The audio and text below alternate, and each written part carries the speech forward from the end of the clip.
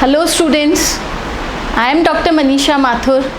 Welcome to my e-tutorials. Today the topic we are going to take is DNA replication. So come let's see how the semi-conservative mode of replication takes place. DNA is a double-stranded structure. We have already discussed in my previous videos. तो DNA के दोनों strands जब आपस में twisted होते हैं तो एक DNA से अगर दूसरा DNA बनता है जिसको हम replication कहते हैं. Replication is what? Formation of DNA from DNA. So if another new DNA is to be made by replication, the bonds between the two strands have to be broken. जो दो strands हैं DNA के, दोनों के बीच में bonds हैं, ये bonds जब break होंगे तो दोनों strands separate होंगे और दोनों एक एक strands पर एक एक नया strand बनेगा और फिर वो दोनों strands जब आपस में twist होंगे तो दो नए DNA तैयार होंगे. And this is what we call as replication, formation of two new DNAs from one DNA. Now let us see here, DNA के दोनों strands आपस में टाइटली कॉइल्ड हैं इन बॉन्ड्स के थ्रू. जब भी रेप्लिकेशन शुरू होगा तो ये बॉन्ड्स का टूटना ज़रूरी है. इन बॉन्ड्स को तोड़ने के लिए हेलिकेज एंजाइम या इसका दूसरा नाम है ट्विस्टेज एंजाइम, वो इस पॉइंट पे जहाँ से रेप्लिकेशन शुरू हो रहा है वहाँ पर एक्ट करेगा. ये पॉइंट जहाँ से रेप्लिकेशन शुरू होगा इसको कहते हैं ओरिजिन पॉइंट. तो हेलिकेज या ट्विस्टेज एंजाइम ओरिजिन पॉइंट पे आकर एक्ट करेगा और यहाँ से बॉन्ड्स को ब्रेक करेगा. अब यहाँ से अगर बॉन्ड्स ब्रेक होंगे तो ये पूरा एक रेप्लिकेटिंग बबल बन जाएगा. स्ट्रैंड्स सेपरेट हो जाएंगे क्योंकि बीच में से बॉन्ड्स टूट गए. जब ये स्ट्रैंड्स एक दूसरे से सेपरेट हो रहे हैं तो फिर से नहीं जुड़ जाए उसके लिए single stranded binding proteins SSBP जो सिंगल स्ट्रैंड से बाइंड करने वाले प्रोटीन्स हैं वो आकर इन सिंगल स्ट्रैंड्स पर अटैच हो जाते हैं. ये स्ट्रैंड्स को पुल करके सेपरेटेड कंडीशन में रखते हैं.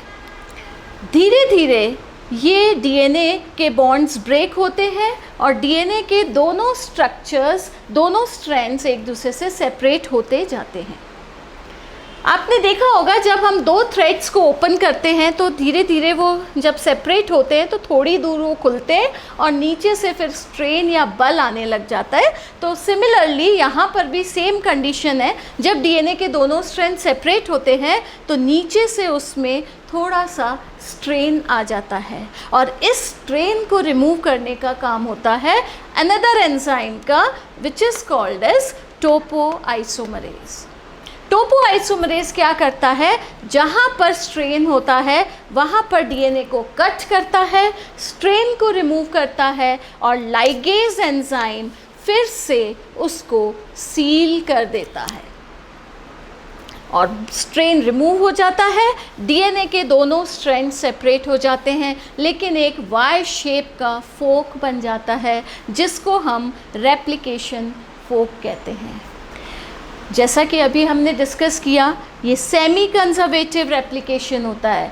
Semi means half, conserve means conserve या प्रिजर्व.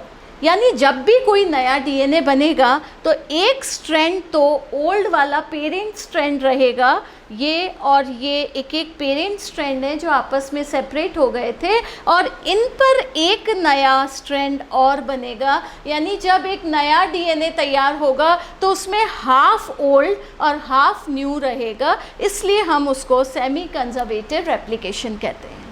तो जब वाई शेप का रेप्लिकेटिंग फोक बन जाता है उसके बाद ओल्ड स्ट्रैंड्स पे न्यू DNA का फॉर्मेशन शुरू होता है और इस न्यू DNA को सिंथेसाइज करता है एक बहुत ही इम्पॉर्टेंट एंजाइम जिसको कहते हैं DNA पॉलीमरेज.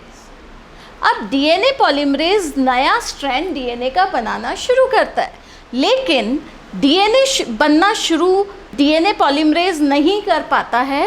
डीएनए बनने से पहले एक छोटा सा आरएनए का सेगमेंट बनता है और उसके नीचे फिर डीएनए का बनना शुरू होता है। ये जो छोटा सा आरएनए का सेगमेंट है, इसको हम कहते हैं आरएनए प्राइमर। और ये आरएनए प्राइमर कौन बनाता है? आरएनए पॉलीमरेज बनाता है। आरएनए पॉलीमरेज जब आरएनए का एक छोटा सा सेगमेंट बना देगा, उसके नीचे डीएनए पॉलीमरेज डीएनए का फॉर्मेशन शुरू करता है फ्रॉम 5' टू 3' डायरेक्शन में। हमेशा जो नया डीएनए बनता है वो 5' से 3' डायरेक्शन में बनता है, क्योंकि 3' डायरेक्शन में ही न्यूक्लियोटाइड्स ऐड होते हैं, 5' डायरेक्शन में नहीं होते हैं। तो स्ट्रैंड जो है वो लंबा होता जाता है 3' डायरेक्शन की तरफ। ऐसा क्यों होता है? हमें चाहिए एक ओल्ड डीएनए पे नया न्यू डीएनए, लेकिन यहाँ पर आरएनए के फ्रेगमेंट हमें नहीं चाहिए। फिर भी आरएनए का एक छोटा फ्रेगमेंट या प्राइमर क्यों बनता है? उसका रीज़न ये है कि डीएनए पॉलीमरेज में ये कैपेबिलिटी नहीं होती है कि वो आइडेंटिफाई करे ओरिजिन पॉइंट को, कहाँ से रेप्लिकेशन शुरू होगा ये डीएनए पॉलीमरेज नहीं पहचान पाता है। लेकिन आरएनए पॉलीमरेज ये पहचान लेता है कि ओरिजिन पॉइंट कौन सा है और कहाँ से रेप्लिकेशन शुरू होगा। तो आरएनए पॉलीमरेज वहाँ पर एक छोटा सा आरएनए का सेगमेंट बना लेता है और उसके नीचे फिर डीएनए पॉलीमरेज डीएनए बनाना शुरू करता है। डीएनए के 2 स्ट्रैंड्स जो ओल्ड हैं, उनमें से एक स्ट्रैंड पे कंटिन्यूसली डीएनए का सिंथेसिस होता है, यानी कंटिन्यूस डीएनए सिंथेसिस होता है, जबकि एक स्ट्रैंड पर डिसकंटिन्यूस यानी टुकड़ों में सिंथेसिस होता है। ऐसा क्यों होता है?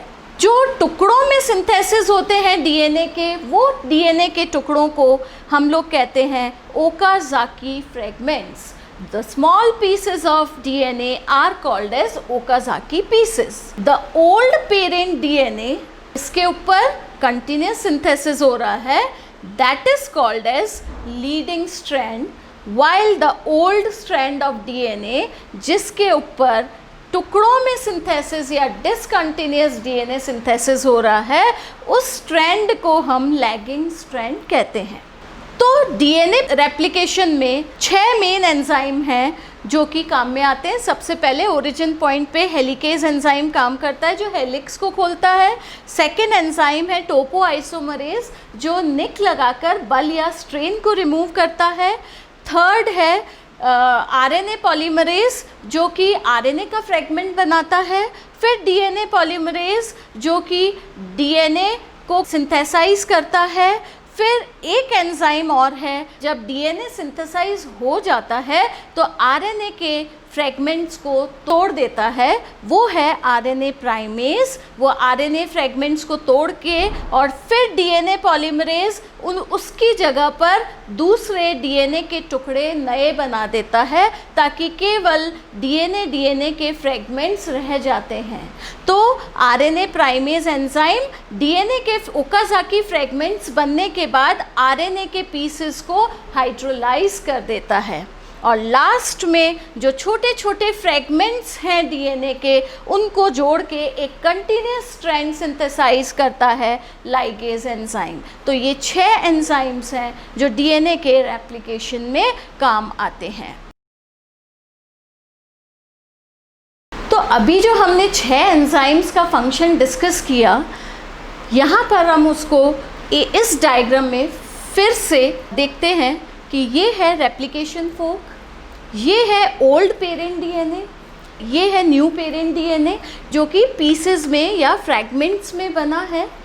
आरएनए प्राइमर हाइड्रोलाइज हो गए हैं और उनकी जगह पर वापस से दूसरे डीएनए के छोटे फ्रैगमेंट्स बन गए हैं, यानी हमारे को छोटे छोटे डीएनए के फ्रैगमेंट्स मिल गए हैं।